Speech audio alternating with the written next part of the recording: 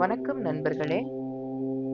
ஆன்மீக சிறப்பு மிக்க தமிழகத்தில் ஆண்களுக்கு ஈடு ஒப்பும் செய்யும் வகையில் பெண்கள் சிலரும் உயரிய ஆன்மீக நிலையை எய்தி உள்ளனர். அத்தகையோரில் ஒருவர்தாம் ஆனந்தம்மாள் என்ற சர்க்கரை அம்மாள்.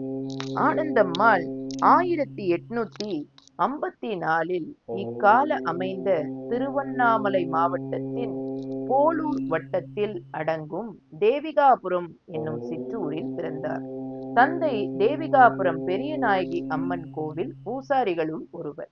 ஆனந்தம்பாளுக்கு தன் ஊருக்கே நடுவாயில் உள்ள பெரியநாயகி கோவிலின் உள் சுற்றில் மேற்கு மூலையின் கருவறையை உற்று பார்த்தபடியே மணிக்கணக்கில் தன்னந்தனியாக அமர்வதுதான் பொழுதுபோக்கு.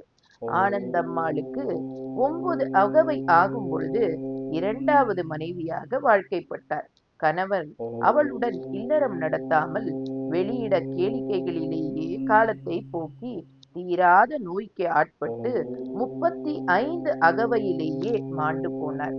அப்பொழுது ஆனந்தம்மாளுக்கு 20 அகவைதான். இதனால் அவள் இளம் அகவையிலேயே கைம்பெண் ஆனாள். அவர்களுக்கு பிள்ளை ஏதும் இல்லை. கணவன் இறந்து 11ஆம் நாள் தலையை சிரைத்து கஷாய உடை அணிந்தார்கள். இந்த கையம்பெண் வாழ்வை அவர்கள் நல் வாய்ப்பாகவே கருதினார்கள். ஊழ்கத்திற்கு இனி இடையூறு இல்லை என மகிழ்ந்தார்கள். தந்தை ஆனந்தாம்பாளை மீண்டும் தேவிகாபுரத்திற்கே அழைத்து போளூருக்கு சென்று விட்டார். போளூரில் இருந்த நாள்கள் தாம் அவர்களை ஆன்மீகத்தில் முதிர்ந்த யோகினியுடன் ஆனந்தம்பாளுக்கு அறிமுகம் ஏற்பட்டது. போளூர் விட்டோபா சுவாமிகளிடமும் அறிமுகம் ஏற்பட்டது. போளூர் திருவண்ணாமலைக்கு போகும் வழியில் இருந்ததால் அங்கு சென்று வரும் ஓக்கியர் சித்தர்களை சந்தித்து அவரது ஆசிகளை பெறும் வாய்ப்பும் அவர்களுக்கு கிட்டியது. ஒரு நாள் அடிமுடி சித்தர் போளூர் வழியாக திருவண்ணாமலைக்கு வருவதை அறிந்த ஆனந்தம்மாள் அவர்களுக்கு சமையல் செய்துவிட்டு பல மணி நேரம் வீட்டு வாயிலில் காத்திருந்த வேளையில் அவருடைய ஒன்றுவிட்ட உடன்பிறப்பாளர் ஒருவர் கண்ட கருத்தைக்காக ஏன் இப்படி சாப்பிடாமல் பல மணி நேரம் காத்து கொண்டிருக்கிறாய் என்று கடுமையாக சொல்ல அதை அவள் பொருட்படுத்தாமல் இருந்தாள். நெடுநேரம் கழித்து வந்த அடிமுடி சித்தர், உனக்கு கம்பம் கூழ் செய்ய தெரியுமா என்றதற்கு தெரியாது என்று சொல்ல, எந்த வண்ணான் வீட்டிலாவது கம்பங்கூழ் சாப்பிட்டு விட்டு பிறகு உணவு உட்கொள்ள வருகிறேன் என்றார் சித்தர். சித்தர்கள் எல்லோருடைய மன ஓட்டத்தையும் அறிந்தவர்கள். ஒன்றுவிட்ட உடன்பிறப்பாளர் கண்ட கழுதைக்காக என்று சொன்னதும் சித்தர் எந்த வண்ணான் வீட்டிலாவது என்று சொன்ன பேச்சும் பொருந்துவதை உணராமல் அடிமுடியார் திருவண்ணாமலையில் மலை சுற்று பாதையை அமைத்தவர். கௌதம முனிவரின் மாணாக்கரான இவர் மலை சுற்று பாதையை அடைத்து கொண்டு யாராலும் நகர்த்த முடியாமல் இருந்த மிகப்பெரிய பாறாங்கல்லை தனது 28 அடி தலைமுறை சுற்றி கட்டச் செய்து அதை மிக எளிதாக நகர்த்தியவர். இவருடைய சமாதி கௌதம முனிவரின் சமாதிக்கு எதிரே உள்ளது. அடிமுடி பரதேசி ஆனந்தம்பாளுக்கு முக்தி நிலையை மிக எளிதாக அடைய பல்வேறு அறிவுரைகளையும் வழிகாட்டுதல்களையும் அருளினார்கள். நட்சத்திர குணாம்பாள் தான் சமாதி அடையும் முன் ஆனந்தம்பாளிடம் கொண்டிருந்த அளவறிந்த ஈடுபாடு காரணமாக அவளது பக்தியை மெச்சி தன் ஆன்மீக ஆற்றல் முழுவதையும் அவளுக்கு செலுத்திவிட்டு பின்பே தன் உடலை விட்டு நீங்கினாள். குணாம்பாள் ஆனந்தம்பாளுக்கு ஸ்ரீ சக்கர உபாசனையும் உபதேசித்திருந்தாள். இது பெண் வடிவில் இறைத்தன்மையை கொள்ளும் ஓர் ஆழ்ந்த ஆன்மீக பயிற்சி முறை.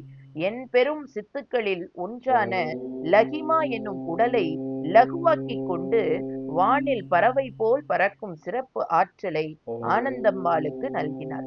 ஆனந்தம்மாள் பறவை போல் வானில் பறந்து செல்வதை பலரும் பார்த்துள்ளனர். அவர்களுள் தமிழறிஞரும் தேச பக்தருமான தமிழ்த்தென்றல் திருவி கல்யாண சுந்தரனார் உள்ளொளி என்ற தலைப்பில் தமது நூலில் ஒன்றில் சென்னை கோமலீஸ்வரன் பேட்டையில் ஒரு மாது இருந்தார்கள். அவர் காலம் சென்ற மருத்துவர் நஞ்சுண்டராவின் குரு என்று உலகம் சொல்லும். அவ்வம்மையார் பறவையை போல் வானத்தில் பறப்பார். ஒருமுறை யான் வாசித்த கல்லூரியின் ராயப்பட்டை வெஸ்லி கல்லூரி மாடியில் பறந்து வந்து நின்றார். அக்காலத்தில் சென்னையில் வசித்த விஞ்ஞானிகள் பலர் சூழ்ந்து கொண்டு அம்மையாரை நிலையை ஆராய்ந்தனர். அப்பொழுது சென்னை மியூசிக் தலைவராக இருந்த ஓர் ஐரோப்பியரால் எட்கர் தர்சுடன் பறவையார் நிலை பெரிதும் ஆராயப்பட்டது. போலூரிலிருந்து கோமலீஸ்வரன் பேட்டைக்கு திரும்பியதும் ஆனந்தம்மாள் தன் வீட்டு மொட்டை மாடி திண்ணையில் ஊழ்கத்தை தியானத்தை முன்னினும் உறப்பாக தொடர்ந்தாள். தன் உலக கடமைகளை எல்லாம் மறந்தாள். நீரும் உண்டியும் கொள்வது கூட மறந்தாள். இதனால் உறவினர்கள் இவள் இளம் அகவையிலேயே கணவனை இழந்து விட்டதால் பித்தையாகி போனாள் என்று எண்ணினர். மாடியில் உள்ள சிறிய அறையில் அவளுக்காக சிறிது நீரும் சோறும் வைத்து விடுவார்கள், அவ்வளவே. 10 ஆண்டுகள் இடைவிடாத ஸ்ரீ சக்கர வழிபாட்டினாள் நட்சத்திர குணாம்பாள் சொல்லியிருந்தபடி ஆனந்தம் எய்தும் அந்த நாள் வந்தது. திடீரென்று அவள் கண்கள் கூசும்படி ஒள்ளிய ஒளி வட்டத்தின் கதிர்களால் சூழப்பட்டாள். இது அவளுக்கு தானே எரிந்து ஒளிர்வதைப் போன்ற உணர்வை தந்தது. அவள் பேரின்ப பெருவளையில் மிதக்கலானாள். எந்நேரமும் களிப்பில் மிதந்தாள். அந்த மகிழ்ச்சியில் வாய்விட்டு கட்டுக்கடங்காமல் சிரிக்கத் தொடங்கினாள். அது முதல் சிரிப்பு அவளது பண்பாகி போனது. சுவாமி விவேகானந்தர், சேஷாத்ரி சுவாமிகள், பாம்பன் சுவாமிகள், அடிமுடி பரதேசி, விக்டோபா ஆகியோரை சர்க்கரை அம்மாள் கண்டு வணங்கியுள்ளார். சர்க்கரை அம்மா 1901 திருவாம்பியூர் மருந்தீஸ்வரர் கோவிலில் ஈசனை வணங்கிவிட்டு திரிபுர சுந்தரி சன்னதிக்கு வந்தபொழுது பக்தர்களுக்கு கை காண்பித்து, என்னுடைய இந்த குழந்தைகளை உன்னிடம் ஒப்படைக்கிறேன், அவர்களுக்கு நீ முத்தி கொடுக்க வேண்டும் என்று வேண்டினார். வழியில் வந்து கொண்டிருந்த பொழுது அப்பொழுது அங்கிருந்த சவுக்கு மரத்தோப்பை காட்டி அதை விலைக்கு வாங்குமாறு மருத்துவர் நஞ்சுண்டராவை பணித்தார். அதற்கு பின் தான் தன் உடலை விட்டு கூடிய விரைவில் நீங்கப் போவதாகவும் அந்த உடலை தாம் காட்டிய அந்த தோப்பில் அடக்கம் செய்து சமாதி எழுப்புமாறு கேட்டுக்கொண்டார். தாம் அங்கிருந்தே தமது பக்தர்களுக்கு அருள் புரிய போவதாகவும் தம் சமாதி 1 நூற்றாண்டு கழித்தே மக்கள் கவனத்தை ஈர்க்கும் என்றும் அப்பொழுது மக்கள் அதன் பெருமையை உணர்ந்து நாடி வருவார்கள் என்றும் சொன்னார். பிறகு 10 நாட்களில் 1901 பிப்ரவரி 28 அன்று மாலை 3:30 மணிக்கு தமது 47ஆம் அகவையில் கோமலீஸ்வரன் பேட்டை மடத்தில் சர்க்கரை அம்மா உடலை விட்டு நீங்கினார். அவரது உடல் பின்பற்றாளர்களால் திருவாம்பியூர் கொண்டு வரப்பட்டு அவர் சுட்டி காட்டியபடியே எழுப்பப்பட்டது. நஞ்சுண்டராவால் விலைக்கு வாங்கப்பட்ட அதே தோப்பில் நல்லடக்கம் செய்யப்பட்டு